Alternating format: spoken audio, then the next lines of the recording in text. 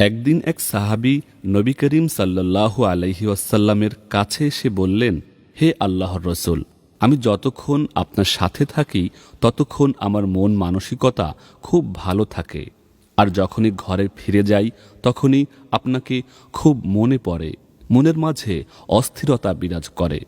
আমি আর ঘরে থাকতে পারি না, তাই পরিবারকে ছেড়ে আমি আপনার কাছে আবার ফিরে আসি। আপনাকে দেখতে পেলেই আমার অন্তরে প্রশান্তি ফিরে আসে। ইয়া রাসূলুল্লাহ, হঠাৎ আমার মাথায় একটা কঠিন চিন্তা ভর করল। আমার মনে হলো, একদিন তো আপনি এই পৃথিবী থেকে বিদায় নেবেন, আর আমিও সারা জীবন বেঁচে থাকব না। একদিন আমাকেও মৃত্যুবরণ করতে হবে। আপনি থাকবেন জান্নাতের সর্বোচ্চ স্তরে নবীগণের সাথে, আর আমি যদি আপনার দোয়ার বরকতে এবং আল্লাহর অনুগ্রহে কোনো মতে জান্নাতে যেতেও পারি, তবু তো আপনার সমকক্ষ হতে পারবো না। জান্নাতে গেলেও হয়তো নিচু কোনো স্তরে থাকব। ইয়া রাসূলুল্লাহ, জান্নাত কি করে আমার কাছে জান্নাত হবে যদি সেখানে আপনাকে না পাই? সাহাবীর কথা শুনে কিছু সময়ের জন্য নবীজি নিশ্চুপ হয়ে রইলেন। মুগ্ধতা চতুর্দিক থেকে যখন আমাদের ঘিরে ফেলে তখন আমরা ভাষা হারিয়ে ফেলি। কে জানে, সাহাবীর এমন ভালোবাসায় নবী করিম সাল্লাল্লাহু আলাইহি ওয়াসাল্লামও হয়তো এভাবে মুগ্ধ হয়েছিলেন। এমন সময় আসমান থেকে জিবরাইল আলাইহি ওয়াসাল্লাম আগমন করলেন। তিনি নবী করিম সাল্লাল্লাহু আলাইহি ওয়াসাল্লামকে বললেন, হে আখেরি নবী, আপনার উম্মতকে বলে দিন, তারা যাকে ভালোবাসবে জান্নাতে তাদের সাথেই থাকবে।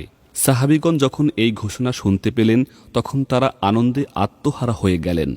তাদের চোখ বেয়ে আনন্দ অশ্রু নেমে এলো। আর কেনই বা হবে না? জীবনের চেয়েও যাকে বেশি ভালোবাসে সেই রাসূলুল্লাহ সাল্লাল্লাহু আলাইহি ওয়াসাল্লাম জান্নাতেও যে তাদের সাথী হবেন, এর চেয়ে আনন্দের আর কি হতে পারে?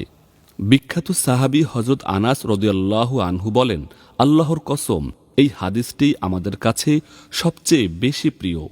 কারণ আল্লাহর কসম, আমরা আল্লাহর রসূল সাল্লাল্লাহু আলাইহি ওয়াসাল্লাম, আবু বকর রাদিয়াল্লাহু আনহু ও ওমর রাদিয়াল্লাহু আনহু এর চেয়ে বেশি কাউকে ভালোবাসতাম না। আকাশের ওপারে অনিন্দ সুন্দর জান্নাতে আল্লাহ রাব্বুল আলামিন যেন আমাদেরকেও একটি ঘর বানিয়ে দেন, যে ঘরের পাশেই কোথাও প্রিয় নবী সাল্লাল্লাহু আলাইহি ওয়াসাল্লাম থাকবেন, কোথাও থাকবেন আবু বকর রাদিয়াল্লাহু আনহু, কোথাও ওমর রাদিয়াল্লাহু আনহু, কোথাও উসমান রাদিয়াল্লাহু আনহু, কোথাও আলী রাদিয়াল্লাহু আনহু। আমরা সেদিন বলবো, দুনিয়াতে আপনাদেরকে আমরা ভালোবাসতাম, একদিন জান্নাতে আপনাদের সাথে মিলিত হওয়ার স্বপ্ন দেখতাম, আজ তা পূরণ হলো। সুবহানাল্লাহ। প্রিয় ভাইরা, একবার ভাবুন তো, জান্নাতে এক চায়ের আসরে বসে আছেন আল্লাহর রসুল আর তার সাহাবীরা, আর আপনিও সেই আসরের একজন অতিথি। কেমন লাগবে তখন? যদি এমন কিছু সত্যি পেতে চান তাহলে আল্লাহর রাসূল সাল্লাল্লাহু আলাইহি ওয়াসাল্লাম এবং তার সাহাবীদের প্রতি ভালোবাসা এবং মহাব্বত রাখুন। তাহলেই জান্নাতে তাদের সাথে দেখা হবে।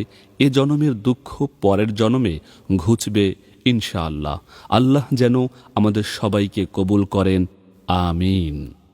সুপ্রিয় দর্শক, আমাদের ভিডিওগুলো ভালো লাগলে আমাদের ইসলামিক স্টোরি পেজ লাইক দিতে পারেন এবং আমাদের YouTube channel Islamic story subscribe করতে পারেন।